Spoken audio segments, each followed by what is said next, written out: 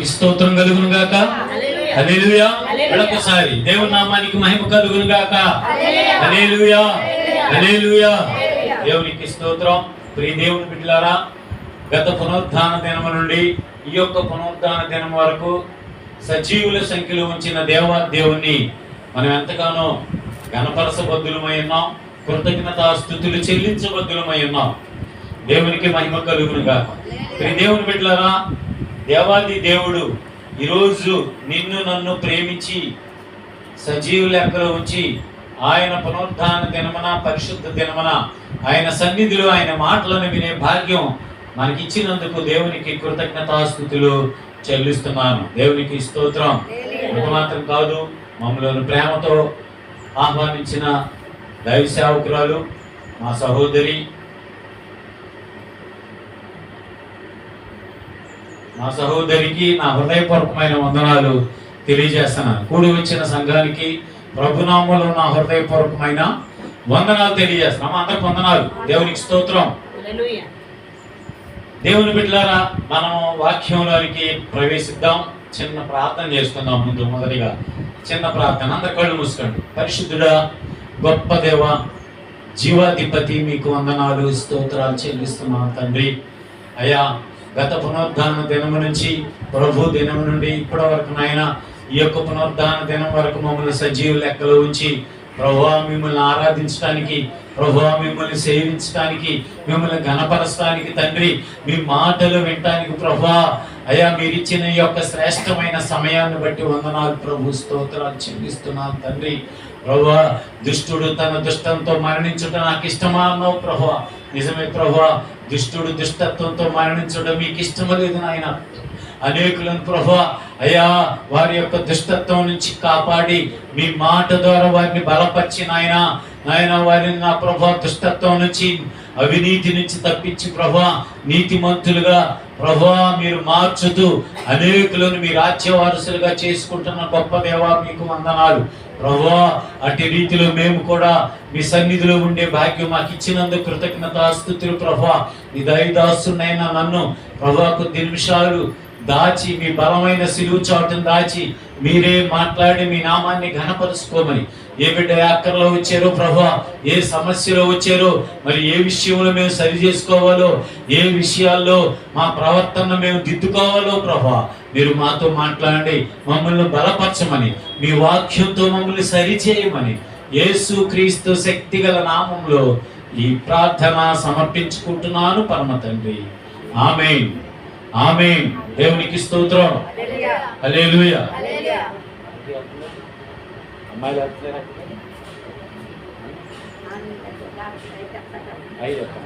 తర్వాత వచ్చిన కూర్చో అమ్మా, టైం అయినప్పుడు దేవచ్చు వాక్యమేనండి నా మాటిని. దయచేసి మీ కొరకే ఈ వాక్యం. ఎక్కడికి వెళ్ళొద్దు, జాబ్ వద్దా, ఉద్యోగం చేస్తా, ఆదివారం కూడా జాబ్ ఉందా,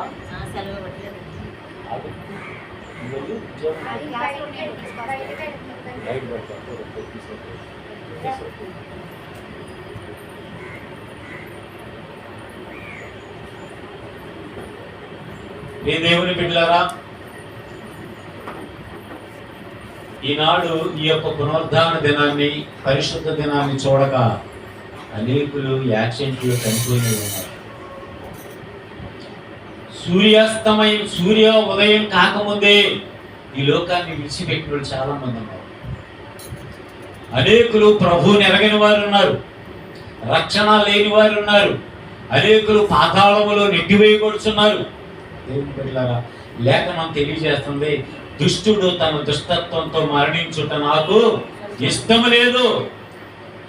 తన ప్రవర్తన మార్చుకుని, తన ప్రవర్తన దిద్దుకుని, తన పాపాన్ని ఒప్పుకొని నా రక్తములో కడగబడటమే కదా నాకు ఇష్టము, అప్పుడే కదా నాకు సంతోషము. ఏ ఒక్క ప్రాణి నశించుట నాకు ఇష్టం లేదన్నాడు. ప్రియ దేవుని బిడ్డలారా, మనమైతే ఏం చేద్దాం తెలుసా, మన ఇంటి పక్కన యాక్సిడెంట్ అయ్యింది అనగానే సావలేదు, ఇంకా మానవుని లక్షణం. కానీ దేవుని ప్రేమ ఎలాంటి ఉంటే, నువ్వు ఎలాంటి దానివైనా, నువ్వెంత ఘోర పాపివైనా. నేను ఒక మంచి సాక్ష్యం విన్నాను. ఒక చోట సెంట్రల్ జైల్లో యావజ్జీవకార శిక్ష పడిన యవనస్తుడు, 40 సంవత్సరాల వయసు ఉన్నవాడు. దేవుని బిడ్డలారా, ఆ కుర్రాడు ఒక అతన్ని చంపేశాడు, నిర్దాక్షిణ్యంగా చంపేసి జైలుకి వెళ్ళాడు. అతనికి లైఫ్ పడింది. అక్కడికి వెళ్ళిన తర్వాత సెంట్రల్ జైల్లోనే దేవుని మాటల ద్వారా పట్టబడ్డాడు. ఒక అద్భుతం అంటే దేవుని మాటల ద్వారా పట్టబడి కన్నీటి ప్రార్థనతో ప్రభు పాదాల దగ్గర ఆ యొక్క గదిలోనే అతనికి ఇచ్చిన చిన్న గది, ఆ గదిలోంచి బయటికి రావడానికి వీల్లేదు. తనకు కాళ్ళు మోకాళ్ళు నొప్పులు వచ్చి అంతవరకు ప్రార్థన చేసుకుంటూనే ఉంటున్నాడు. ప్రభు పాదాల మీద పడ్డా అంట.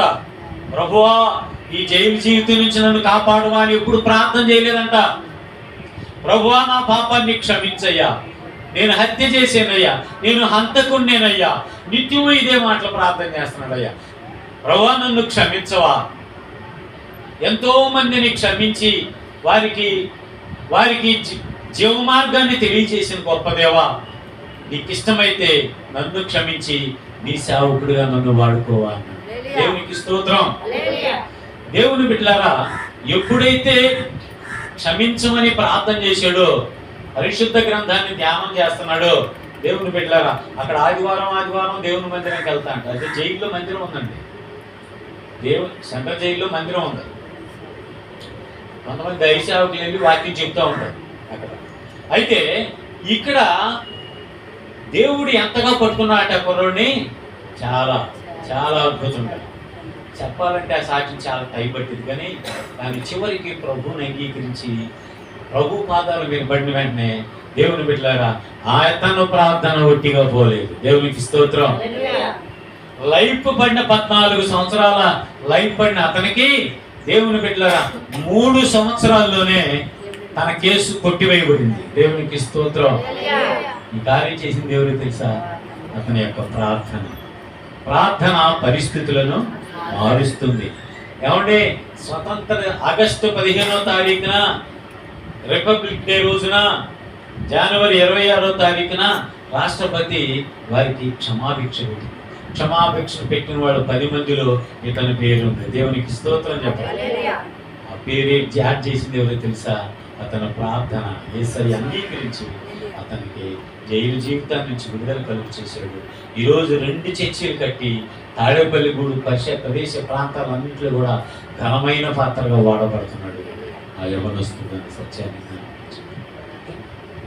దేవుని వాక్యం నేను ఏమంటానంటే, నిజంగా చెప్తున్నాను, వాక్యం ఎవరైతే శ్రద్ధగా వింటారో వారు నిజముగా ఆశీర్వాదాన్ని తీసుకెళ్తారు. మనం ఎప్పుడైతే శ్రద్ధగా మనస్సు పెట్టి మనం దేవుని మాటలు వింటామో, నిజంగా మన హృదయము కదిలించబడింది. ఇక వేరే ఆలోచనలు రావు. దేవుడు నీతోనే మాట్లాడతాడు. చూసుకొని కావాలి, దేవుడు మీతోనే మాట్లాడతాడు. నీతో మాట్లాడతాడు, నాతో మాట్లాడతాడు, ఆ అక్కతో మాట్లాడతాడు, చెల్లితో మాట్లాడతాడు, అందరితో. అని మనతో మాట్లాడలేదు. ఏం చెప్పారు వాక్యం అంటే, ఏదో చెప్పారు అంటే నువ్వు ఇలా అంటే నీ మనస్సు ఎవరి మీద ఉంది? ఎవరి మీద లేదు? దేవుని వాక్యం మీద లేదు. అంటే యెషయా గ్రంథము 26వ అధ్యాయము 3వ వచనం ఒకసారి చదువుతుంది. యెషయా గ్రంథము 26వ అధ్యాయము 3వ వచనం. ఎవని మనస్సు నీ మీద ఆనుకొనును, ఎవని మనస్సు నీ మీద ఆనుకొనును వానిని నీవు పూర్ణ శాంతి గలవానిగా కాపాడుదు. దేవునికి స్తోత్రం. నీ మనస్సు ఎప్పుడైతే దేవుని వాక్యం మీద నిలుస్తుందో, నీ హృదయంలో ఎన్ని ఆందోళనలు ఉన్నప్పటికీ, ఎన్ని సమస్యలు ఉన్నప్పటికీ, హృదయం అంతా ఆందోళన వేదనతో అప్పులు వాళ్ళు వీళ్ళు వచ్చి పడుతున్నారు, శత్రువులు ఎక్కువైపోయిన బతుకేంటి, ఇవన్నీ ఆలోచనలు వస్తానే ఉంటాయి. వాటన్నింటి నుంచి తప్పించి నీకు పూర్ణ శాంతిని ఇస్తాడు. ఇప్పుడు తెలుసా? నీ మనస్సు తిన్నగా ఆయనపై నిలిపినప్పుడు. స్తోత్రం. ఆయనపై నిలపటం అంటే ఏంటి పాస్టర్ గారు అంటే, ఆయన వాక్యంపై. ఆది యందు వాక్యం ఉండెను, వాక్యము దేవుని యొద్ద ఉండెను, ఆ వాక్యమే దేవుడై ఉండెను. ఇప్పుడు వాక్యం ఏంటి? దేవుడే. మరి అలాంటి దేవుడిని నువ్వు నిర్లక్ష్యం చేస్తున్నట్లయితే నువ్వు ఆశీర్వాదాన్ని కోల్పోతామని పరిశుద్ధాత్మ దేవుడు తెలియపరుస్తున్నాడు. ఇక్కడైనా ఎక్కడైనా వాక్యము దేవుడై ఉన్నాడు. ఆ వాక్యమై ఉన్న దేవుణ్ణి పైన నీ మనస్సు నిలపాల. అది దేవుడు ఎప్పుడైతే ఆయనపై నీ మనస్సు నిలిపేవో నీ కుటుంబంలో పూర్ణ శాంతినిస్తాడు. ఈనాడు ఏ కుటుంబంలో సంతోషం లేదండి. మీరు అనుకుంటున్నారా ఇక్కడికి వచ్చి 3 గంటలే మనకి కొంచెం ఆనందంగా ఉంటుంది. కొంతమంది ఇంటికి వెళ్ళిపోయిన తర్వాత అన్ని గొడవలే. మరి ముఖ్యంగా క్రైస్తవ కుటుంబాల్లోనే గొడవలు ఎక్కువ. వాళ్ళు బాగానే ఉన్నారు, అక్క చెల్లి తమ్ముడు అని ప్రేమగా ఒకరినొకరు ప్రేమించుకుంటూ, అక్క నీ పరిస్థితి బాగాలేదా, నేను ఒక 50,000 ఇస్తాను, 2 లక్షలు ఇస్తాను అక్క, వ్యాపారం పెట్టుకోక అన్నాడు తమ్ముడు వచ్చి. మన క్రైస్తవుల దగ్గరికి మన క్రైస్తవుడు ఏం చేస్తున్నాడు? దేవుని బిడ్డలారా, అన్నయ్య వస్తున్నాడు పేదోడు, వాడేమన్నా డబ్బులు అడుగుతాడేమో, మొక్కలు చోటేస్తాడు. వాక్యం తెలుసు, నిత్యం వింటున్నావు, కానీ క్రియారూపణ మనం జరిగించలేకపోతే అంటే క్రియారూపణ. అందుకే ఇంకా మనం దీనులుగానే దరిద్రులుగానే ఉన్నాం. దేవునికి స్తోత్రం కలిగి. కనుక వాక్యం పట్ల శ్రద్ధ కలిగి ఉండండి. మీ ఆశీర్వాదాలు పొందుకోండి, మీ కుటుంబంలో నెమ్మదిని పొందుకోండి. మీరు అడగకముందే అన్ని సమకూర్చే దేవుడు ఉన్నాడు. నువ్వు అడగక్కర్లా. మొదట నా నీతిని నా రాజ్యాన్ని నువ్వు వెతికినట్లయితే నువ్వు అడగక్కర్లేదు. నీకు ఆకలి అవుతుందని నాకు తెలియదా? నీకు బట్టలు కావాలని నాకు తెలియదా? నీకు వివాహం చేయాలని నాకు తెలియదా అని దేవాది దేవుడు, మన తండ్రి అయిన దేవాది దేవుడు మనల్ని ప్రశ్నిస్తున్నాడు. అని మొదట నువ్వు చేయాల్సింది ఏంటంటే నా నీతిని వెతుకో అంటున్నాడు. అంటే ఆయన నీతి ఏంటంటే ఆయన వాక్యమే ఆయన నీతి అన్నది. దేవునికి స్తోత్రం. అందుకే నీకు నేను విషయం తెలుసా, అరుణ్ కుమార్ గారి వెనకాల 15 సంవత్సరాలు తిరిగాను. మీ అందరికి తెలిసిన విషయం. ఎందుకు తిరిగానో తెలుసా? వాక్యం అంటే నాకు అంత ఇష్టం. నేను మిషనరీ సంస్థలో పాస్టర్ గారినే సేవ విడిచిపెట్టి వచ్చేసాం. ఏదో ఉద్యోగం వచ్చిందని ఆశపడి దేవుని సేవ విడిచిపెట్టి వచ్చి శపించబడ్డాం. ఈయనకు వచ్చిన తర్వాత గురువు గారిని ఇచ్చాడు అయ్యగారు. దేవాదేవుడు అరుణ్ కుమార్ గారిని ఇచ్చాడు. ఇచ్చిన తర్వాత ఆయన్ని నేను విడిచిపెట్టలా. ఆయనను నెట్టేస్తున్నా కానీ నేను ఆయన వెనకాల కూర్చున్నా. దేవుని పిల్లరా, ఆయన ఎప్పుడు నన్ను నెట్టేయలేవు. దేవుని స్తోత్రం. వాళ్ళ పిల్లలు పెద్దోళ్ళు అయ్యారు. ఇక ఆయనకి పిల్లల మధ్య సమస్యలు వస్తున్నాయి. నేనే తప్పుకోవటం మంచిది, ఈ కుటుంబంలో గొడవలు పెట్టకూడదు, నా పచ్చేరి నేను చేసుకుంటాను, తక్కువ వచ్చేసాను. పచ్చేరిలో ఘనంగా దేవుడు వాడు. దేవుని బిడ్డలారా, నేను ఎందుకని ఆయన వెనకాల ఉన్నాను? ఆయన నాకేం రూపాయి ఇవ్వలేదు ఎప్పుడు కూడా. వాక్యం నేర్చుకోవడం. నాకు వాక్యం అంటే అంత ఇష్టం అండి. ఎవరు మాట్లాడుతున్నా నేను వాక్యం నోట్ చేసుకుంటాను. దేవుని బిడ్డలారా, అది నాకంటే చిన్న కుర్రుడే, అనుభవం లేనుడు. నో, వాళ్ళలో ఉండి మాట్లాడేది యేసయ్య. అనుభవం కలిగితో మాట్లాడేది యేసయ్య. ఎవడే నేను వాక్యం అంటే అంత ఇష్టపడతాను. దయచేసి మిమ్మల్ని ఎందుకు ఈ మాటలు నేను మీకు ముందుగా తెలియపరుస్తానంటే, వాక్యం పట్ల శ్రద్ధ కలిగి ఉండండి. దేవుని మందిరంలో ఉన్న నీవు నేను కూడా పూర్ణ మనస్సుతో ఆయనను వెంబడించాలి, పూర్ణ ఆత్మతో వెంబడించాలి. నీ మనస్సు ఎవరి మీద నిలుపుకోవాలంటే దేవుని మీద మాత్రమే నిలపాలి. ఇక్కడ ఇక వేరే ఆలోచనలు ఏమి ఉండటానికి వీల్లేదు. దేవునికి స్తోత్రం. ఈరోజు పరిశుద్ధాత్మ దేవుడు మీతో ప్రభువా ఏం మాట్లాడాను ఆయన అని ప్రార్థన చేసుకున్నప్పుడు యెహోషాపాతు గురించి మాట్లాడు అన్నాడు. దేవునికి స్తోత్రం. ఎవరి యెహోషాపాతు? చదువుదాం. దినవృత్తాంతంలో 2వ గ్రంథము 20వ అధ్యాయము 1 నుండి 3 వచనాలు చదువుకుందాం. 2వ దినవృత్తాంతముల గ్రంథము 20వ అధ్యాయము 1 నుండి 3 వచనాల వరకు చదువుకుందాం. ఇది అయిన తరువాత మోయాబీయులను అమ్మోనీయులను మోయానీయులలో కొందరును దండెత్తి యెహోషాపాతు మీదికి వచ్చిరి. అంతలో కొందరు వచ్చి సముద్రము ఆవల నుండి సిరియనుల తట్టు నుండి గొప్ప సైన్యం ఒకటి నీ మీదకి వచ్చుచున్నదని చిత్తగించుము. వారు హససోన్ తామారు అను ఏన్గేదీలో ఉన్నారని యెహోషాపాతునకు తెలియజేసిరి.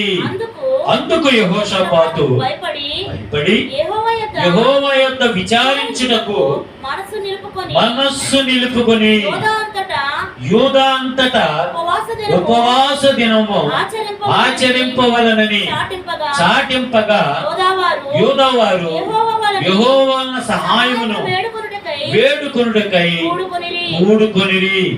యెహోవా యొద్ద విచారించుటకు యూదా పట్టణాలన్నిటిలో నుండి జనులు వచ్చి చాలా మా దేవునికి మహిమ కలుగునుగాక.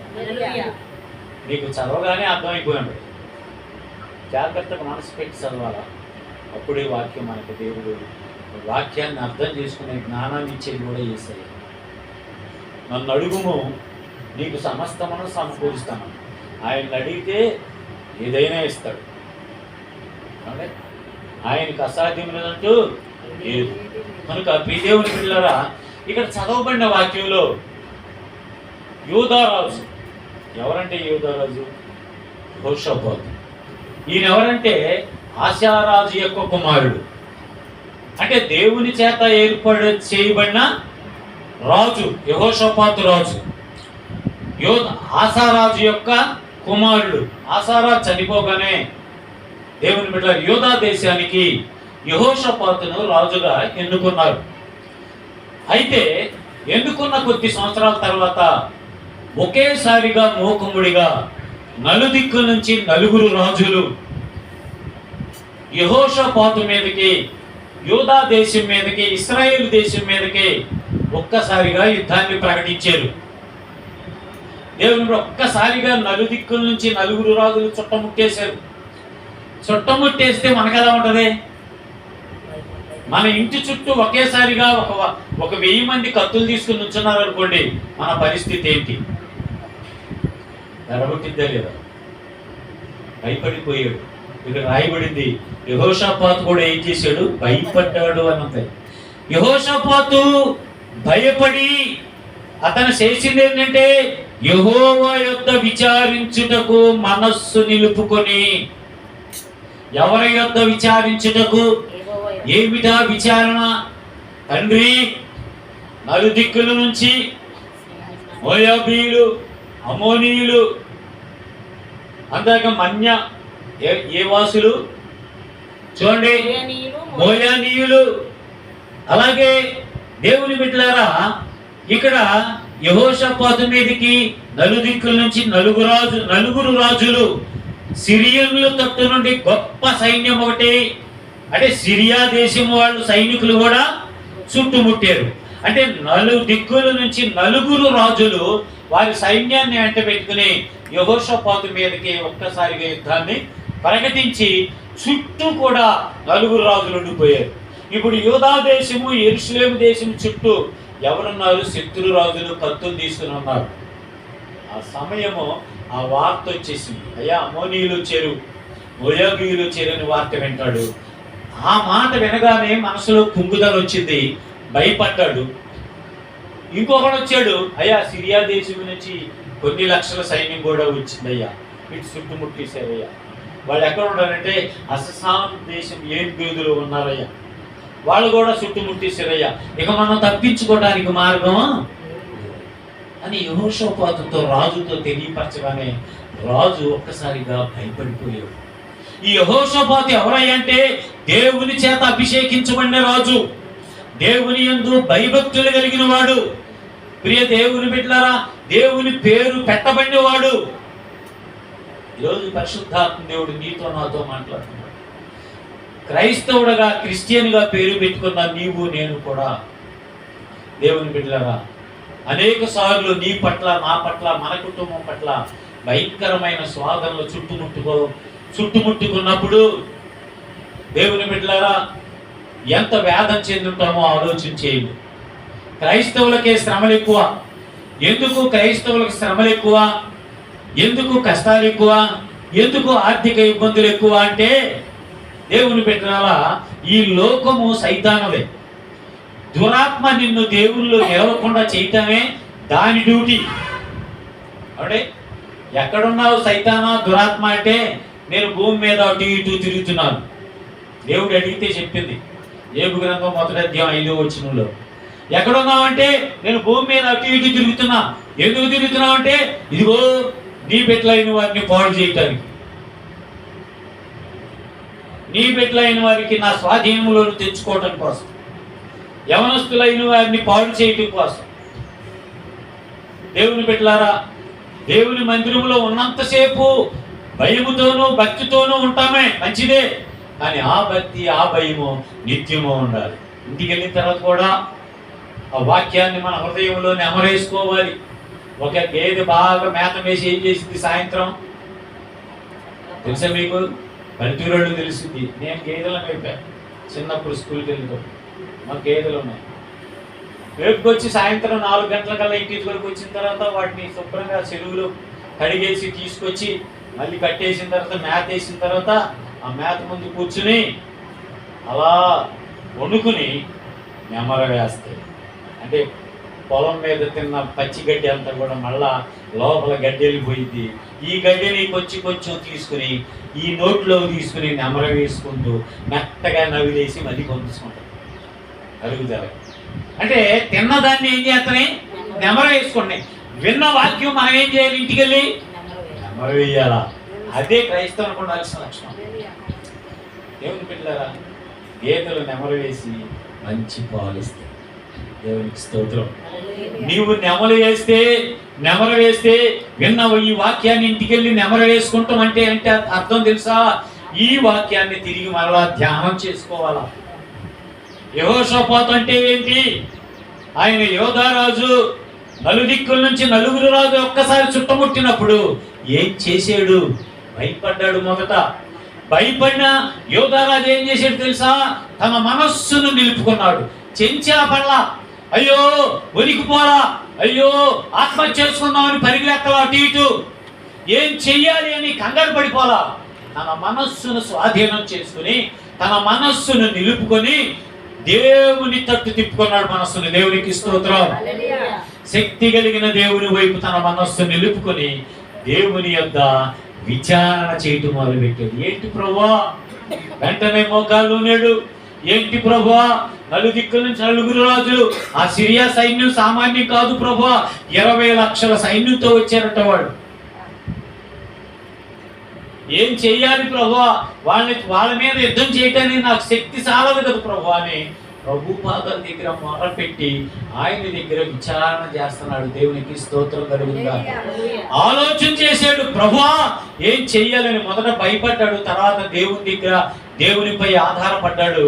దేవుని బిడ్డలారా, ఆ యొక్క ఇశ్రాయేలీయుల్ని యోధా ఇంటి వారు అందరిని కూడా ఒక చోట సమకూర్చి మనకి విపత్తు వచ్చి పడింది, ఈ భయంకరమైన విపత్తు నుంచి తప్పించగలిగిన వాడు మన ప్రభు అయిన యేసయ్య ఒక్కడే అని చెప్పి ఉపవాస దినాన్ని ప్రకటించాను. దేవునికి స్తోత్రం.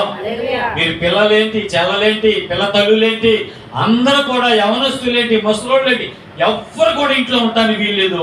ఎవరు కూడా మంచినీళ్ళు కూడా తాగటానికి వీల్లేదు. పొయ్యి ఎలిగటానికి వీల్లేదు ఇంట్లో. మీరందరూ వచ్చేయండి దేవుని మందిరానికి. అందరూ యెరూషలేము పట్టణంలో దేవుని మందిరం ఉంటే మందిరంలోకి వచ్చేసారు. మందిరంలోకి అందరిని పిలిపించి సమకూర్చి వారిని దేవుని బిడ్డలారా ధైర్యపరుస్తూ ఒక చోట సమకూర్చి ఉపవాస దినాన్ని ప్రకటించాడు యెహోషాపాతు. దేవునికి స్తోత్రం.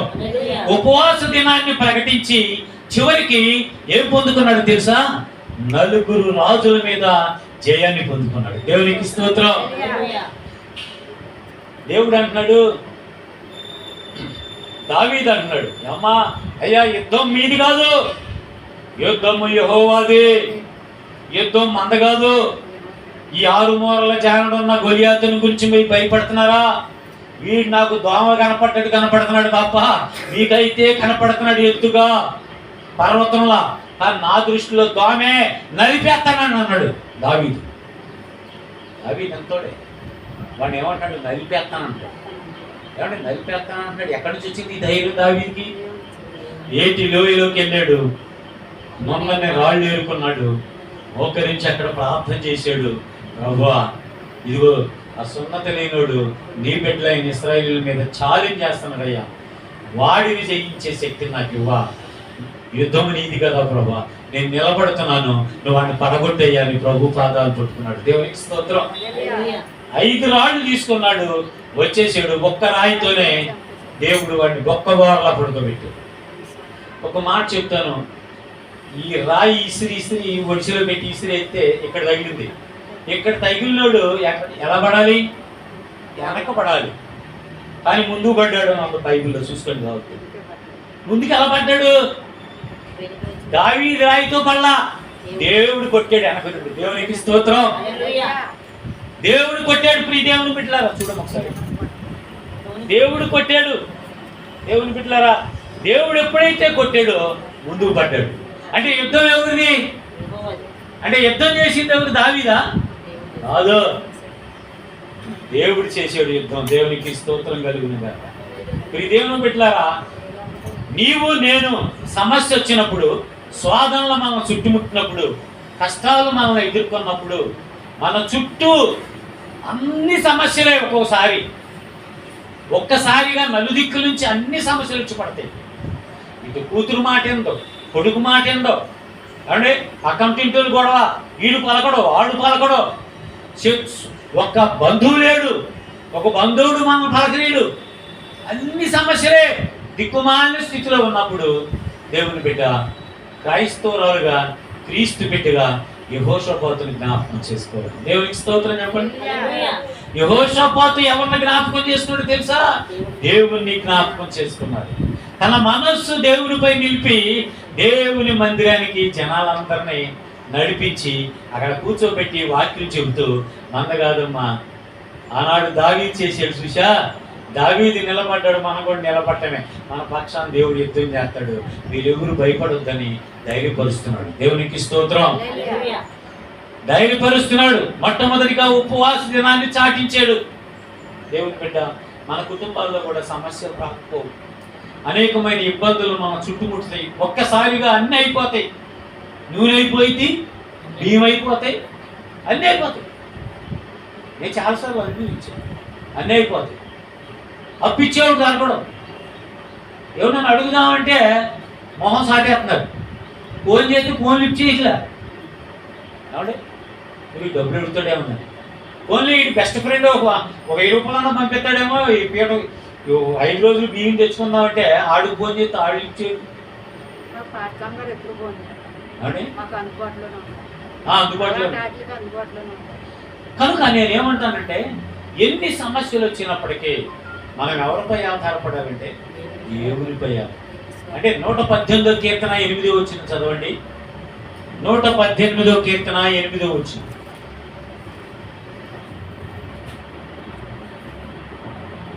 మనుషులను నమ్ముకొనుట కంటే యెహోవాను ఆశ్రయించుట మేలు. రాజులను నమ్ముకొనుట కంటే యెహోవాను ఆశ్రయించుట మేలు.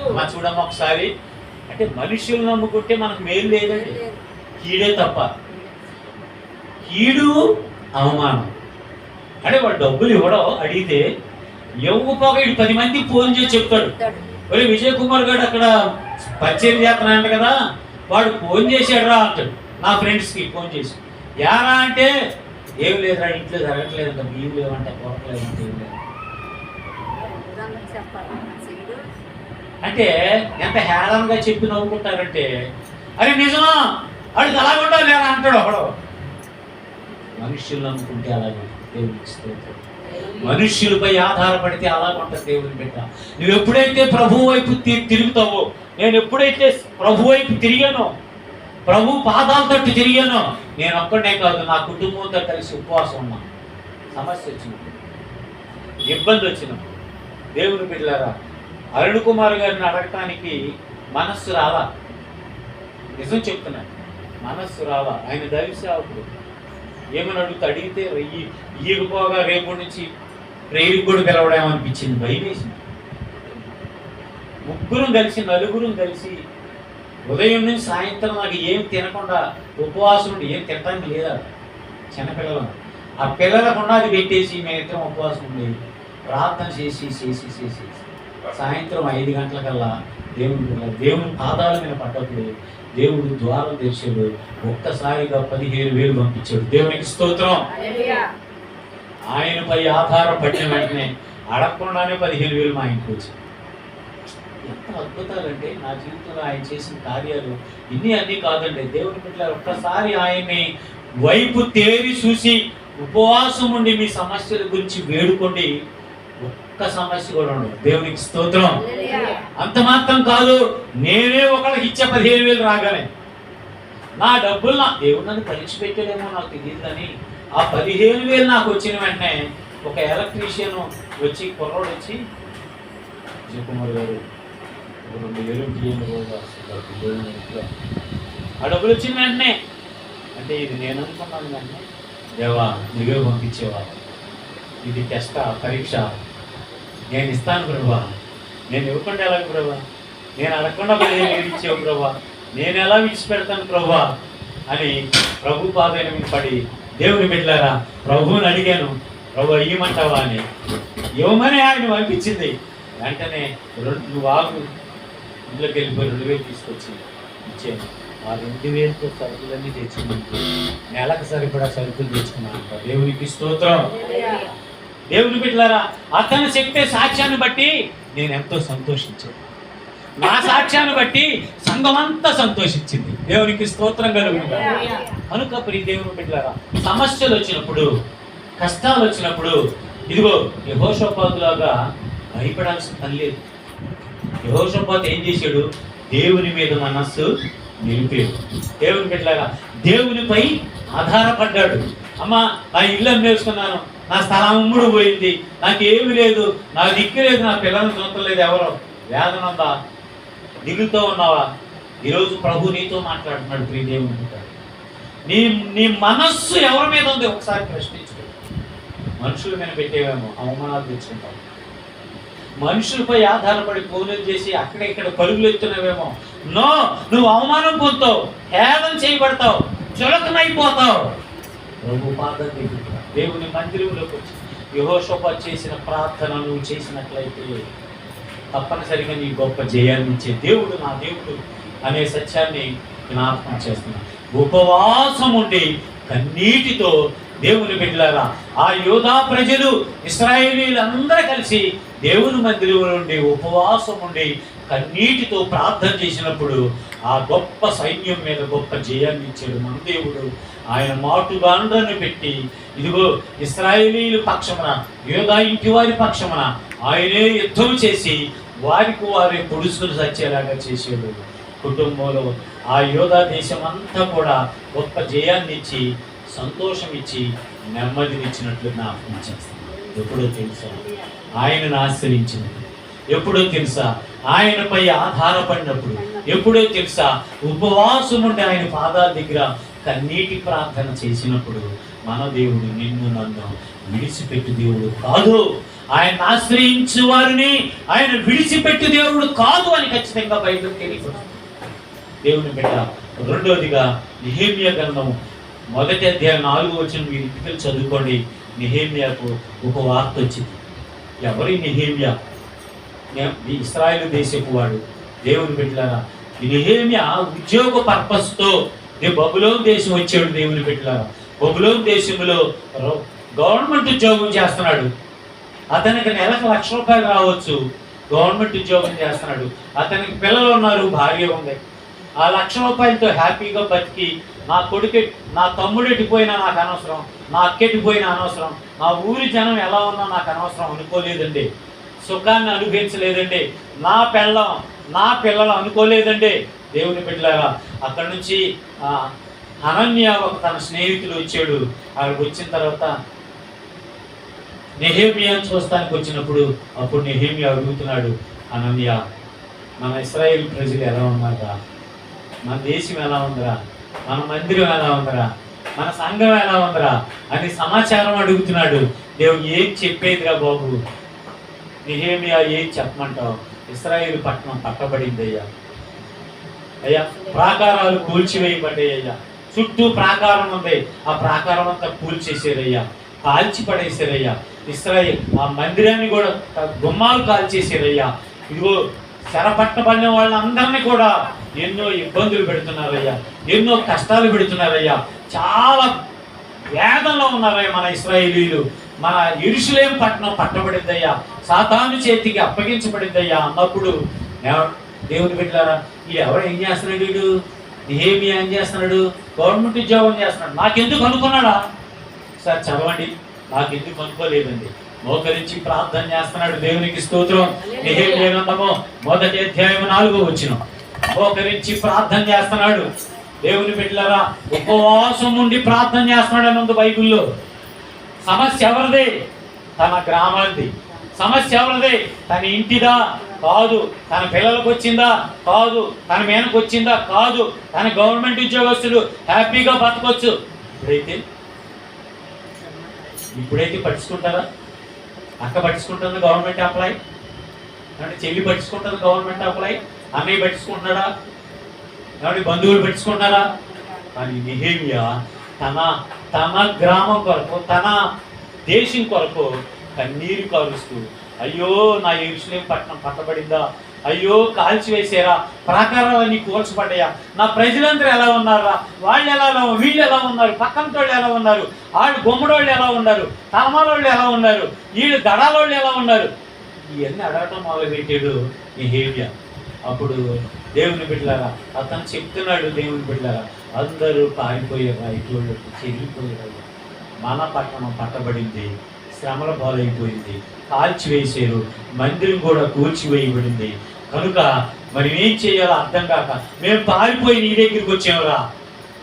దేవుని బిడ్డలారా ఎప్పుడైతే ఆ మాట విన్నాడు నెహెమ్యా ఎవరి ప్రార్థన చేస్తున్నాడు ఒకసారి చూడండి. 1వ అధ్యాయం 4వ వచనం చదవండి. ఈ మాటలు విన్నప్పుడు చదవండి. ఈ మాటలు, నేను చెప్పిన మాటలు విన్నప్పుడు నెహెమ్యా నేను కూర్చుండి ఏడ్చి కొన్ని దినములు దుఃఖముతో ఉపవాసముండి ఆకాశమందలి దేవుని ఎదుట విజ్ఞాపన చేసి తిని. దేవునికి స్తోత్రం చెప్పండి. ఏమండి, మన కుటుంబం ఎప్పుడైనా సరే, మన గ్రామము, మన దేశము పాడైపోయింది అన్నప్పుడు క్రీస్తు బిడ్డగా ఉన్న నీవు నేను చేయాల్సిన మొట్టమొదటి పని ఏంటి తెలుసా? ఉపవాసం ఉండి ప్రార్థన చేయాలి. దేవునికి స్తోత్రం. బాగానే పోయిందిలే, ఒరే ఆడు నా శత్రువు ఉన్నాడు, వాడు పోయాడో ఉన్నాడా, ఇది కాదండి అడగాల్సింది. దేవుని బిడ్డలారా తన కుటుంబం, నాకేం ప్రాబ్లం లేదు కదా, నాకు నెలకు ₹1,00,000 వస్తున్నాయి, నా పిల్లలు మేము సుఖంగా ఉంటే చాలు, 2 అంతస్తులు బిల్డింగ్ కట్టుకున్నాను, నాకేంటి కరువు, వాళ్ళు ఎట్టబోతే నాకెందుకు అనుకున్నాడు నెహెమ్యా. దేవుని బిడ్డ అనుకోలేదు. ఉపవాసం ఉండి కన్నీటితో ప్రభు పాదాల దగ్గర మొర్ర పెట్టేయండి. ఎప్పుడైతే ఉపవాసం ఉండి నెహెమ్యా ప్రార్థన చేశాడు, మొర్ర పెట్టాడు, తిరిగి మరలా యెరూషలేము ప్రాకారములు నిలబెట్టబడ్డాయి, తిరిగి మరలా దేవుని మందిరం కట్టబడింది. మనం చేయాల్సింది ఏంటంటే సమస్య వచ్చినప్పుడు ఉపవాసం ఉండి ప్రార్థన చెయ్యాలి. ఏ ప్రార్థన తెలుసా? కన్నీటి ప్రార్థన. ఏమంటే కన్నీరు రావాలంటే, ప్రార్థన చేస్తే కన్నీరు రావాలంటే పెదాల మీద ప్రార్థన కాదండి, హృదయములో నుంచి రావాలంటే ప్రార్థన. ప్రభువా నా సహోదరుడు పరిస్థితి బాలేదయ్యా అని కన్నీరు పెట్టుకోవాలండి సహోదరి కొరకు. బిడ్డ ఎప్పుడైతే ఆ ప్రార్థన నువ్వు చేస్తావో, ఎప్పుడైతే నీ స్నేహితుల కొరకు ఆ విధమైన ప్రార్థన చేస్తావో నిన్ను లిఫ్ట్ చేస్తాడు యేసయ్య. దేవునికి స్తోత్రం. యోబు గ్రంథంలో మాట్లాడు తెలుసా? యోబు తన స్నేహితుల కొరకు ప్రార్థన చేశాడంట, తన కోసం ప్రార్థన చేయలేదంట. ప్రభువా నా స్నేహితులు ఎంతమంది ఉన్నారు, వారు నశించిపోతున్నారు, మిమ్మల్ని ఎరగనోళ్ళయ్యా, వాళ్ళు హిందువులయ్యా, వాళ్ళు విగ్రహారాధికులయ్యా, వాళ్ళని కాపాడవా, వాళ్ళని రక్షించవా అయ్యా, వారికి పరలోక భాగ్యాన్ని ఇవ్వా, నరకం నుంచి తప్పించవా అని యోబు కన్నీటి ప్రార్థన చేసినప్పుడు యోబు వాళ్ళ స్నేహితుల్ని కాపాడాడు. అంత మాత్రం కాదు, యోబును 2 అంతల ఆశీర్వాదంతో నింపాడు. దేవునికి స్తోత్రం. యోబు మరి 2 అంతల ఆశీర్వాదం. దేవుని బిడ్డ నువ్వు నీ ఎదుటి వారి కొరకు, నీ కుటుంబం కొరకే కాకుండా నీ బంధువుల కొరకు, నీ స్నేహితుల కొరకు, నీ గ్రామం కొరకు నిత్యం నువ్వు ప్రార్థన చేస్తే తప్పనిసరిగా నీ కుటుంబం ఆశీర్వదించబడింది. దేవునికి స్తోత్రం చెప్పండి. మనం ఆశీర్వదించబడకపోవడానికి కారణం ఏంటంటే ఈ విధమైన ప్రార్థన మనలో లేదు. ఎప్పుడు నా కొడుకుని కాపాడు, నా కూతుర్ని కాపాడు, నా మనవరాలు, ఇదేనా మంచిదే. మన ప్రార్థన ఎలా ఉండాలంటే నెహెమ్యా ప్రార్థన అలా ఉండండి. నా పితరులు చేసిన పాపాన్ని క్షమించేయన్నాడు. నా గ్రామస్తులు చేసిన పాపాన్ని క్షమించి, మీరు చదువుకోండి, దాన్ని చదివితే 4వ వచనంలో, మొదటి 4వ వచనంలో ఆయన చేసిన ప్రార్థన 4, 5, 6 వచనాలను చూస్తే ఆయన ప్రార్థన చదువుతుంటే ఎంత గొప్ప ప్రార్థనా పరుడు, ప్రియ దేవుని బిడ్డలారా, ఎంత భక్తిపరుడు, ఎంత వేదనతో ప్రార్థన చేస్తున్నాడు, కన్నీటితో ప్రార్థన చేస్తున్నాడు నెహెమ్యా. తన దేశం కొరకు సమా, తన కుటుంబం వరకే ప్రార్థన చేయట్లేదు, తన బంధువుల కోసమే ప్రార్థన చేయట్లేదు, కానీ యావత్తు ఆ యొక్క యెరూషలేము పట్టణం దేశం అంతటి కొరకు ప్రార్థన చేస్తున్నాడు. నా దేశం బాగుంటుందయ్యా, నా దేశాన్ని తప్పించయ్యా, ప్రమాదం నుంచి కాపాడయ్యా అని ప్రార్థన చేస్తున్నాడు. దేవుడు వారి పక్షాన యుద్ధం చేసి తిరిగి మరలా ఇశ్రాయేలు ఆ యొక్క యెరూషలేము పట్టణపు ప్రాకారాలన్నీ కట్టబడ్డాయి. నెహెమ్యా వెళ్ళాడు. తర్వాత ఇంకెవరు వెళ్ళారు? దేవుడే ఈయనుండాడు. ఏం పేరేంటి? దేవునికి స్తోత్రం. నెహెమ్యా. దేవుని బిడ్డలారా,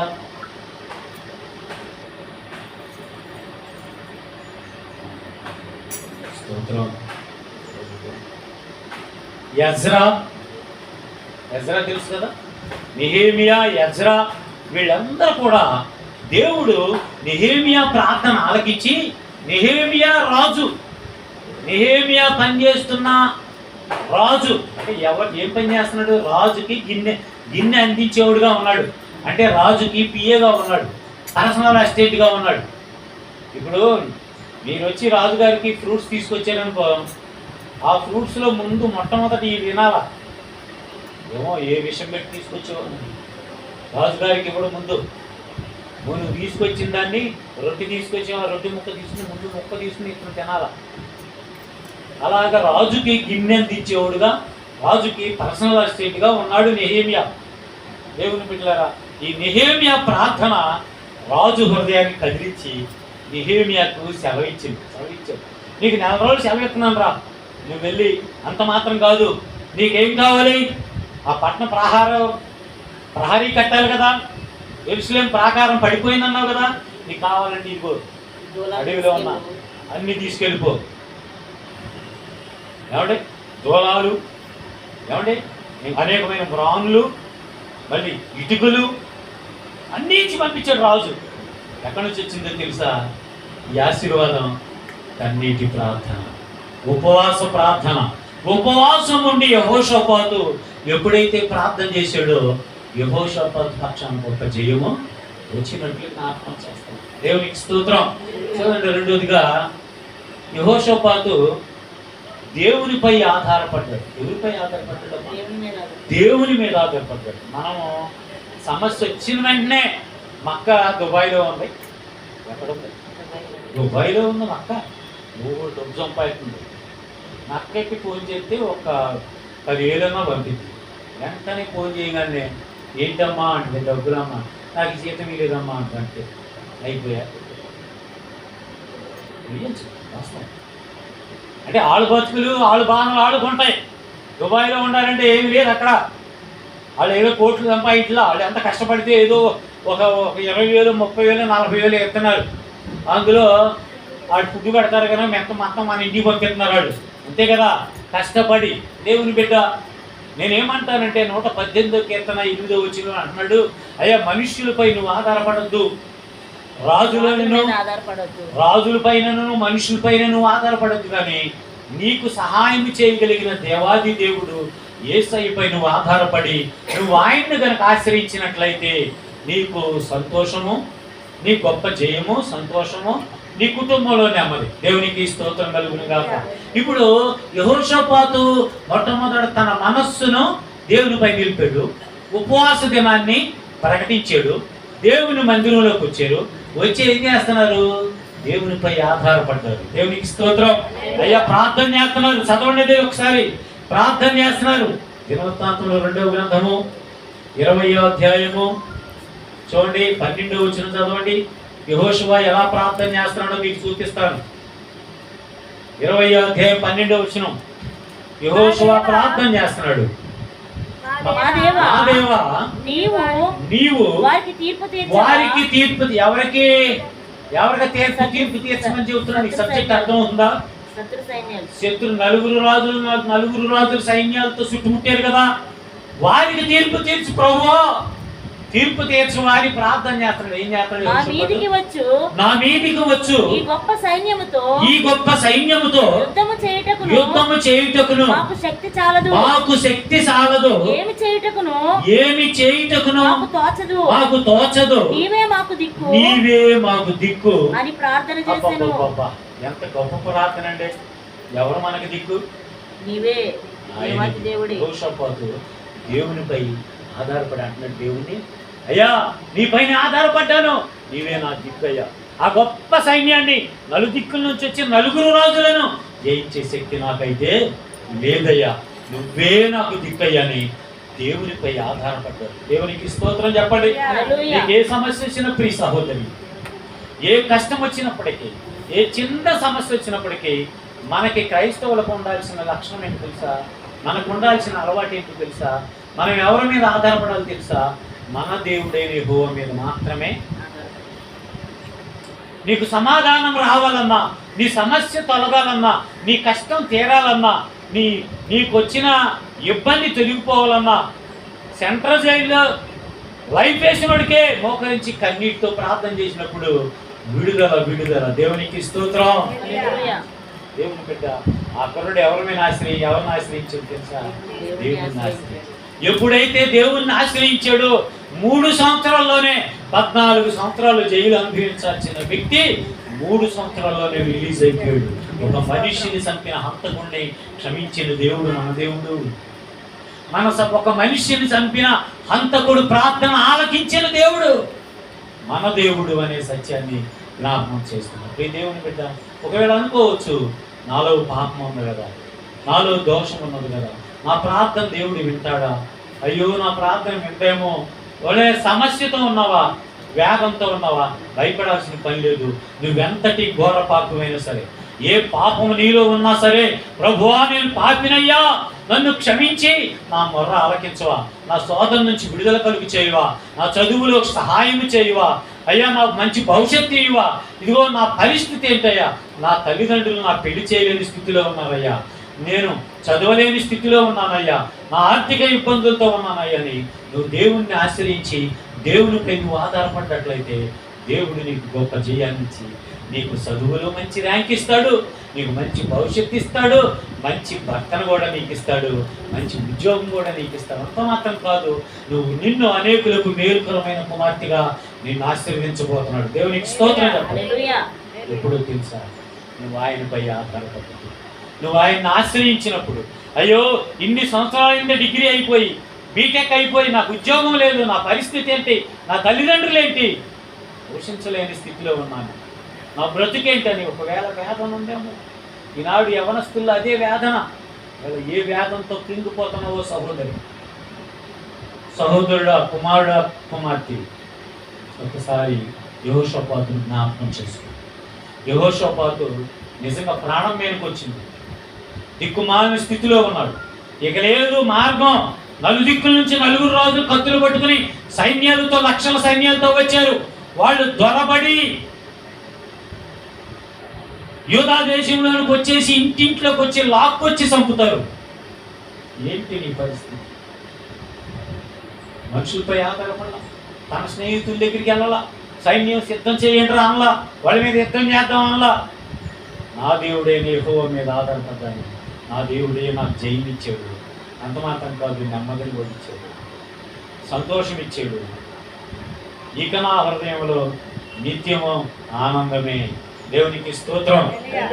దేవుని బిడ్డలారా, యెహోషాపాతు చేసిన 2 పనుల గురించి నేను మీకు తెలియపరిచాను. మొట్టమొదటి సమస్య వచ్చినప్పుడు ఏం చేశాడు? తన మనస్సును నిలుపుకున్నాడు. వెళ్ళి ఉరేసుకోవాలా. చాలా మంది ఏం చేస్తారు? సమస్య రాగానే ప్రేమించినోడు మోసం చేసిన వెంటనే డాబా ఎక్కి చూపటమే. మనస్సు నిలుపుకోలేరు. మనస్సు నిలుపుకోవలసింది ఎప్పుడో తెలుసా? నీ హృదయము వేదనలో ఉన్నప్పుడు, నీకు కష్టం వచ్చినప్పుడు, నీకు సమస్య వచ్చినప్పుడు నువ్వు వెళ్ళి ఉరి పెట్టుకోవడం కాదు, డాబా మీద నుండి దూకడం కాదు, కానీ నీ మనస్సు దేవునిపై నిలుపుకోవాలి. దేవునికి స్తోత్రం. అంత మాత్రం కాదు, దేవుని పాదాల దగ్గరికి వచ్చి ఉపవాసం ఉండి కన్నీటితో ప్రార్థన చేయాలి. యెహోషాపాతు ప్రార్థన చేస్తున్నాడు, నీవే నాకు దిక్కయ్యా, ఈ ఇంతటి గొప్ప సమూహాన్ని జయించే శక్తి నా దగ్గర అయితే లేదయ్యా, అయ్యా నీవే నా దిక్కయ్యా అని ప్రార్థన చేసాడు. దేవుని బిడ్డలారా, యెహోషాపాతు పక్షాన గొప్ప జయాన్ని పొందుకున్నాడు. దేవుని బిడ్డలారా, మూడోదిగా తన ప్రజలను ఆ మందిరంలో అందరికి పిలిపించి వాళ్ళందరిని ధైర్యపరుస్తున్నాడు. ప్రార్థన చేశాడు, ఇప్పుడు ధైర్యపరుస్తున్నాడు మందిరంలో. మీరు భయపడద్దు, ఒక్కొక్కరు కత్తులు తీసుకుని ఉండాలి. భయం ఎవరికి ఉండదు? ఉండదా భయం? మీ ఇంటి చుట్టూ కత్తులు తీసుకుని ఉండాలి, భయం ఉండదా? బయటకు వస్తే వేసేస్తారని, బయటికి వచ్చినా వేస్తారు, తలుపులు పగలగొట్టి కూడా వేస్తారు, అవునా కదా? కనుక వీడు యెహోషాపాతు తెలియపరుస్తుంది ఏంటంటే, మీరు భయపడాల్సి ఎందుకు తెలుసా?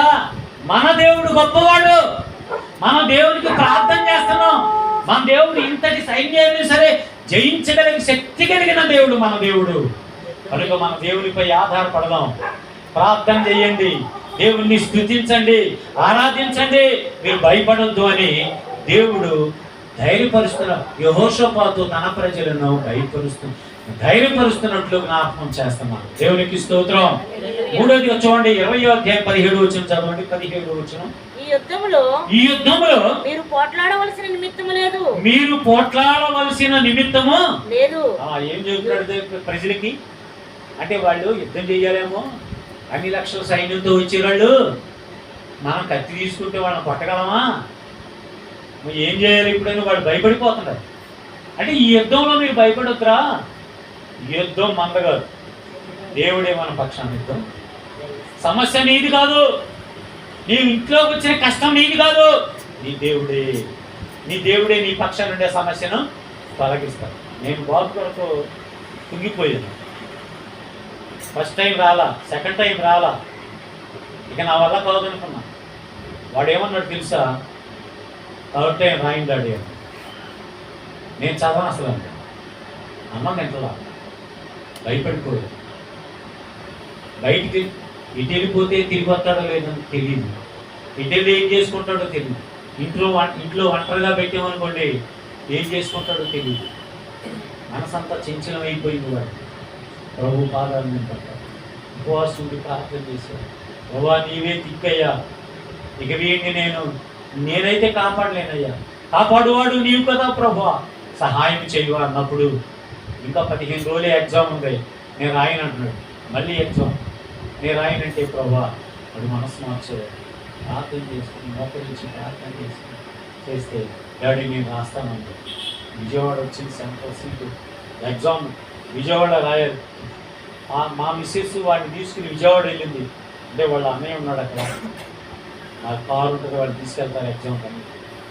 దేవుని వీళ్ళు ఎందుకు చెప్తున్నానండి ఈ సాక్ష్యము?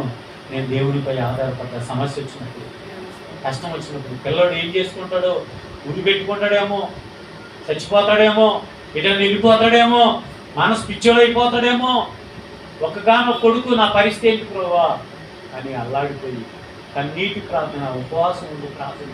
వాడు అక్కడ ఎగ్జామ్ రాస్తున్నాడు, ఇక్కడ మా పాప నేను మోకరించాం.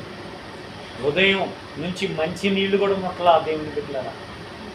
సాయంత్రం 4 గంటలకు అయిపోయింది ఎగ్జామ్, సాయంత్రం 4 గంటల వరకు మంచి నీళ్లు కూడా తాగల. మోకరించి ప్రార్థన చేస్తూనే ఉన్నాం. మా పాప నాతో పాటు కూడా ఆయన కూడా చేస్తూనే ఉంది. ఏం మంచినీళ్ళు తాగడానికి చెప్పి నో తాకన్నాను, మంచి తాగొద్దు, దాహం వేస్తున్నాడు, నో మోకరించాను, తాగొద్దు అంటే. నేను తాగొద్దని చెప్పాను, త్రాగకూడదు అంటే మోకరించింది, తాగలేదు. ఎగ్జామ్ అయిపోయిందని ఫోన్ వచ్చేంతవరకు మనం ఏం ముట్టుకోవద్దమ్మా. ఎగ్జామ్ రాసేది, బయటకు వచ్చేది, వచ్చిన తర్వాత ఫోన్ చేసుకున్నాం, చాలా బాగా రాసాను అన్నాను, ఈసారి తప్పనిసరిగా సీట్ ఇస్తున్నాడు దేవుడు అన్నాడు. ఎంత ధైర్యం అంటే, నిజంగా డిగ్రీ గొంతేసి అంత ధైర్యం వచ్చింది, సంతోషం వచ్చింది. దేవా నా ప్రార్థన ఆలకించేవాడు, నా ఉపవాస ప్రార్థన ఆలకించేవాడు, నా కన్నీటి ప్రార్థన ఆలకించేవాడు. ప్రభు దగ్గర కృతజ్ఞతలు తెలియపరిచాను. ఇంకా సీటు రాకుండానే కృతజ్ఞతాస్తుతులు ఆయన తెలియపరిచాను. విశ్వాసముతో దేవుడు 501 మార్క్ ఇచ్చాడు, ఫ్రీ సీట్ ఇచ్చాడు. రాజమండ్రి, కాకినాడ రంగరాయ మెడికల్ కాలేజీలో సీట్ రాకపోతే సామాన్యం కాదు, ఫ్రీ సీట్ ఇచ్చాడు దేవుని బిడ్డలారా. ఈరోజు ఆ సీట్ ఎంతో తెలుసా? 2 కోట్లు. దేవుని బిడ్డలారా, ఇంత గొప్ప దేవుడు అంటే నా దేవుడు. నీ ప్రార్థన, నీ కన్నీటి ప్రార్థన, నీ ఉపవాస ప్రార్థన ఆయన విడిచిపెట్టే దేవుడు కాదు. ఉపవాసం ఉండి కన్నీటితో హృదయపూర్వకంగా ప్రభు పాదాలను గనక కొనుక్కోగలిగితే, యెహోషాపాతు చేసిన పని నువ్వు చేస్తే, దేవుని బిడ్డలారా, నీ కుటుంబంలో జయము, సంతోషము, నెమ్మది, ఆశీర్వాదం అనే సత్యాన్ని నేను ఆత్మ చేస్తున్నాను. దేవుని బిడ్డ తన ప్రజలను ధైర్యపరిచాడు. నేను కట్ చేసుకుంటూ వెళ్ళిపోతున్న టైం లేదు. యెహోషాపాతు తన ప్రజలను ఏం చేస్తున్నాడు? ధైర్యపరుస్తున్నాడు. చివరికి 4వదిగా యెహోషాపాతు చేసిన పనిని మీకు నేను జ్ఞాపకం చేస్తున్నాను. ఇశ్రాయేలీలందరూ, యోధా ఇంటి వారందరూ కూడా ఎక్కడ ఉన్నారు? దేవుని మందిరంలో ఉన్నారు. అమ్మ అర్థమవుతుందా? దేవుని మందిరంలో ఉన్నారు. దేవుని మందిరంలో ఉన్న వీళ్ళంతా ఏం చేస్తున్నారు? చూడండి, 20వ అధ్యాయం 22వ వచనం, 2వ దినవృత్తాంత గ్రంథము 20వ అధ్యాయము 22వ వచనం. వారు పాడుటకును స్తుతించుటకును మొదలు పెట్టగా యెహోవా యోధా వారి మీదకి వచ్చిన అమ్మోనీయుల మీదను. అమ్మోనీయులు ఏం చేశారు? వాళ్ళు అసలు మొదట ప్రార్థన చేస్తున్నారు, దేవుడు ప్రార్థన చేస్తున్నారు. 21వ వచనం చదవమా.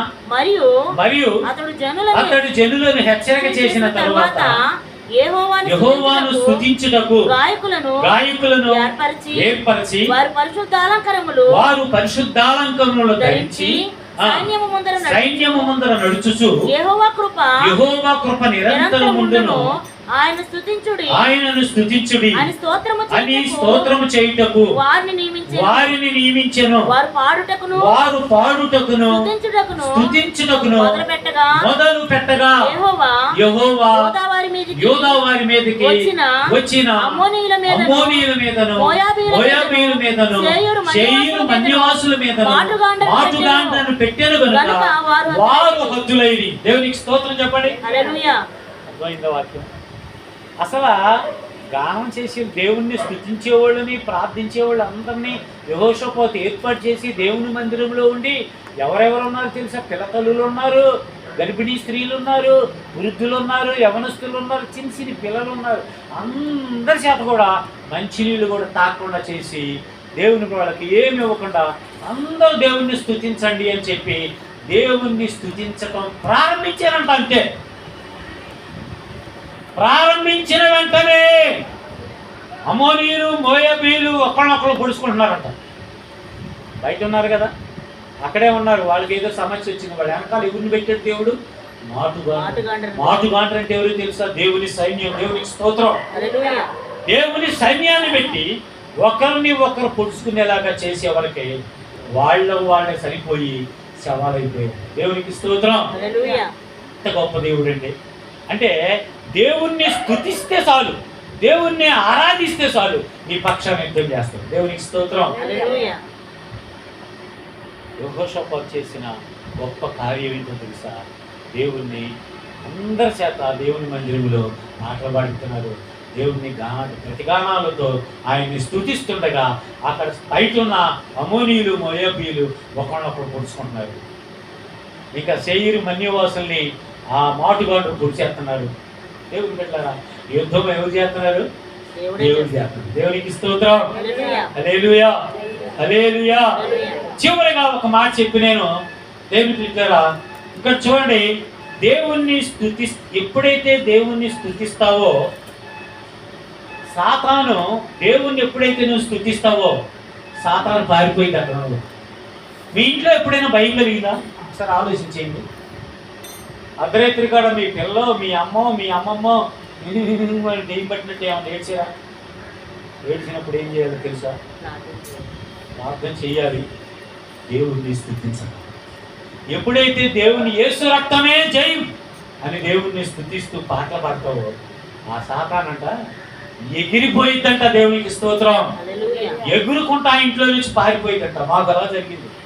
ఒక టీచర్ గారి ఇంటికి వెళ్ళాను. ఎంతే ఉంది పిల్ల, టీచర్ గారు అన్నారు, నా అమ్మాయిలో దుష్ట శక్తి ఉంది. ఎవరు అనుమానం అంటే కనకదుర్గని అంటుంది. అమ్మో, నిన్ను అందరు కొనుక్కున్నారు కదా బయట, అమ్మ నీకు ఇక్కడేం పని, అక్కడికి వెళ్ళు, మీ ఓడి గోడు మీద ఉన్నారు కదా, మీ ఓడి అందరు నీ కోసం చూస్తున్నారు, ఓ పాటలు పాడుతున్నారు, కొడుతున్నారు, భజనలు చేస్తున్నారు, వెళ్ళమ్మా తెల్లవారులు చేస్తున్నారు అంటే నేను వెళ్ళను. ఈ చిన్నపిల్ల నేను వెళ్ళను. మోకరించండి, మోకరించండి, ప్రార్థన చేయండి, ప్రార్థన చేయండి, ప్రార్థన చేయండి, ప్రార్థన చేయండి. కన్నీరు కార్చండి అమ్మలు, కన్నీరు కన్నీరు కార్చండి. ప్రభుని అడగండి, ప్రభు ఈ దుశ్శక్తిని కాల్చేయ. ఓ అందరం ప్రార్థన చేద్దాం, ప్రార్థన చేద్దాం. పాట ఎత్తాను, పాట పాడాం, దేవుణ్ణి స్తుతిస్తున్నాం, యేసు రక్తమే చేయి అంటున్నాం, చేయి అంటున్నాం. ఈ పాటలు పాడేటప్పుడే కింద పడిపోయింది. దేవునికి స్తోత్రం వెళ్ళిపోయింది. యెహోషాపాతు ఇశ్రాయేలీయుల సైన్యం అంతా కూడా మోకాళ్ళలోని స్తుతులిస్తుంటే, దేవుణ్ణి ఆరాధిస్తుంటే, ఆ పక్కన చుట్టుపక్కల వాళ్ళు నలుగురు రాజులు కూడా ఒకళ్ళొకళ్ళు పుచ్చుకుని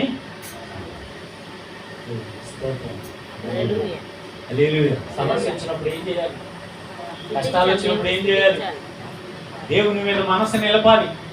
రెండోదిగా ఉపవాస దినం ప్రకటించాలి. మూడోదిగా కన్నీటి ప్రార్థన చేయాలి. నాలుగోదిగా దేవుణ్ణి ఆరాధించాలి, దేవుణ్ణి స్తుతించాలి.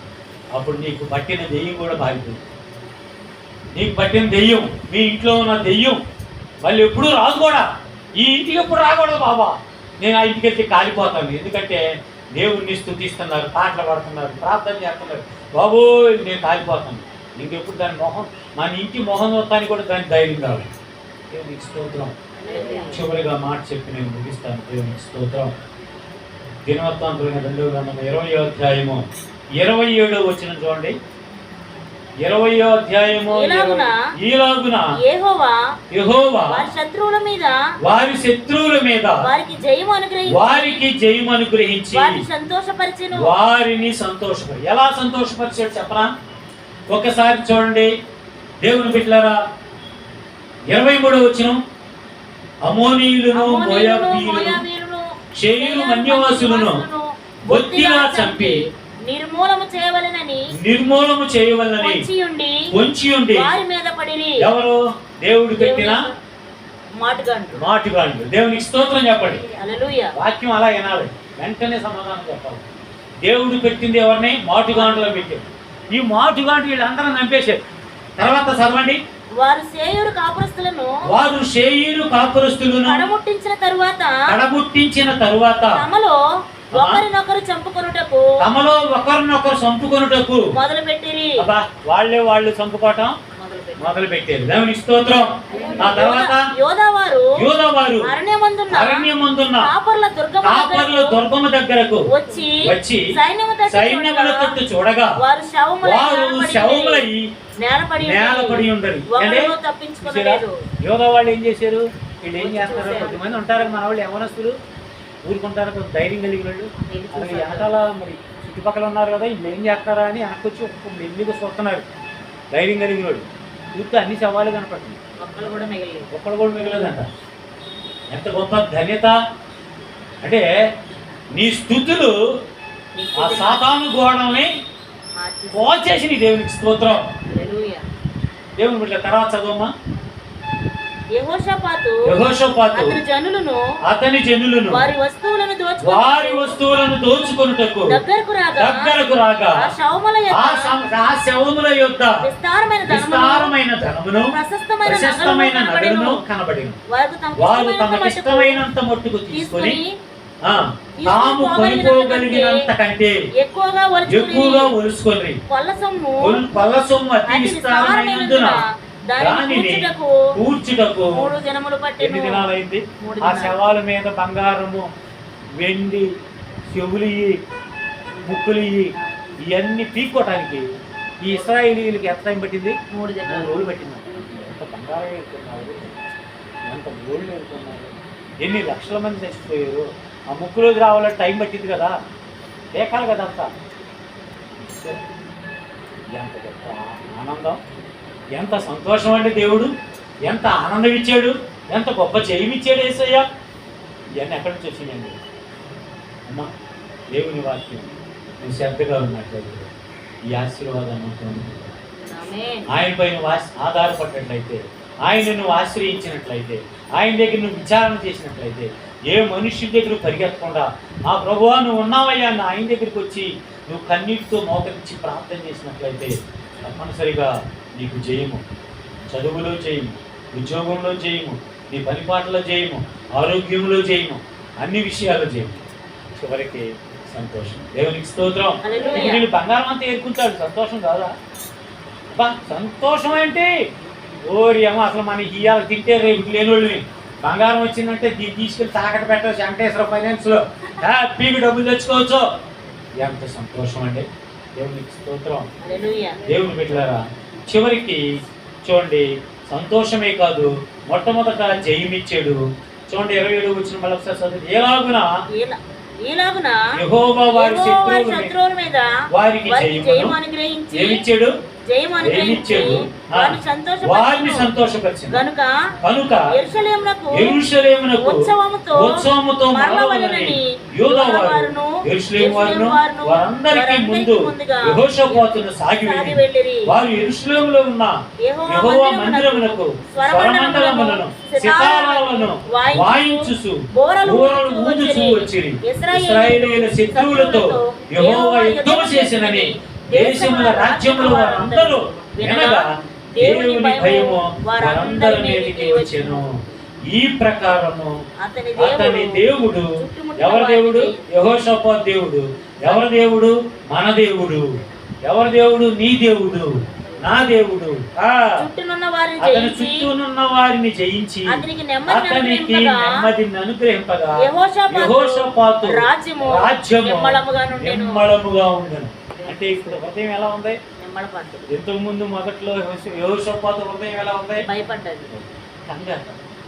అయిపోయాను, కుమారుని అయిపోయాడు. ప్రభా నీవే నా దిక్కయ్యా, ఈ సైన్యాన్ని జయించడం నా వల్ల కాదయ్యా. ప్రార్థన చేసేది కన్నీటితో. దేవుని బిడ్డ ఉపవాసం ఉండదు. తన ఉపవాసం ఉండటమే కాదు, తన ప్రజలను ఒకవేళ కుంగిపోతారేమోనని ధైర్యపరిచేది. భయపడాలంటే మనం ప్రార్థన చేసాం. మీకు ఒక విషయం తెలుసా? ఎప్పుడైతే ప్రార్థన చేశారో యహజీయేలు అని ప్రవక్త ఉన్నాడు. యహజీయేలు అని ప్రవక్త వేళల్లో ఉన్నాడు. ప్రవక్తలోకి పరిశుద్ధాత్మ దేవుడు వచ్చి, యెహోషాపాతు, యూదా ఇంటి వారులారా, ఇశ్రాయేలు ఇంటి వారులారా, మీరందరూ రండి, నేను దేవుని యొక్క పరిశుద్ధాత్మను మాట్లాడుతున్నాను, మీరు ఈ జనానికి భయపడొద్దు అన్నాడు. ఎంత గొప్ప ధైర్యం ఇచ్చాడు. ఎవరిచ్చిందో తెలుసా? ఒక దైవ సేవకుడు. దేవుడు నాతో మాట్లాడాడు, భయపడాలని పని లేదు. వీళ్ళందరి మీద యుద్ధం మీది కాదు, యుద్ధం యెహోవాది అని ధైర్యం ఇచ్చాడు. ఇశ్రాయేలీయులకు ధైర్యం ఇచ్చి ముందుకు నడిపించి చివరికి సంతోషం ఇచ్చాడు, ఆనందం ఇచ్చాడు, నెమ్మది ఇచ్చాడు, జయమిచ్చాడు. దేవుని బిడ్డలారా, అంత మాత్రం కాదు, నెమ్మదితో పాటు నిమ్మళత్వాన్ని ఇచ్చాడు. హృదయంలో నెమ్మది, అన్ని సమస్యలు పోయినాయి అనుకో, అప్పుడు మంగగారు ఏం చేసింది తెలుసా? ఎప్పుడు పోనంత నిద్రపోయింది. అవునా కదా? మనవాళ్ళు మనవరాళ్ళు అందరు పెళ్ళిళ్ళు అయిపోయినాయి, అన్నీ చూసింది, అంతా అయిపోయింది. ఇంట్లో ఎవరికి ఇబ్బందులు లేవు, పర్లేదమ్మా, హాయిగా నిద్రపోతానంటది. దేవునికి స్తోత్రం. దేవునికి ఇట్లా భయం కాదు కావాల్సింది, మనకి నెమ్మది నిమ్మళత్వం కావాలి. నీ కూతురు బయటికి వెళ్ళి నీ మనవరాలు ఉద్యోగం చేస్తుందంటే నీకు నిమ్మలత్వం ఉండదా? వచ్చేంత వరకు నిమ్మలత్వం ఉండదు. నాకు ఉండదు, ఎవరికైనా ఉండదు. ఎవరి పిల్లలైనా దేవుని బిడ్డలారా క్షేమంగా ఇంటికి వచ్చిన తర్వాత అప్పుడు ఈరోజు యవనస్తులు బయటికి వెళ్ళి తిరిగి క్షేమంగా వస్తారమ్మా. ఆడపిల్లల విషయంలో చూడండి, ఎక్కడన్నా ఉందా? ఎన్ని ఘోరాలు, ఎన్ని పరిస్థితులు జరుగుతున్నాయి. వీటన్నిటి నుంచి తప్పించేది ఎవరు? నీ ప్రార్థన. దేవునికి స్తోత్రం చెప్పు. నీ ప్రార్థన నీ మనవరాలను కాపాడుతుంది. నీ ప్రార్థన నీ కుటుంబాన్ని, నీ కుమార్తెను కాపాడుతుంది. నీ కుమార్తె దేశాలు తిరిగి ఎక్కడో ఉన్నప్పటికీ నీ కుమార్తె కొరకు అందరం ప్రార్థన చేస్తాం. ఈ ప్రార్థన క్షేమంగా తీసుకొచ్చిన ఎంతో దేవుని బిడ్డ యెహోషాపాతుని దేవాదేవుడు ఈరోజు మనకు జ్ఞాపకం చేసేవాడు.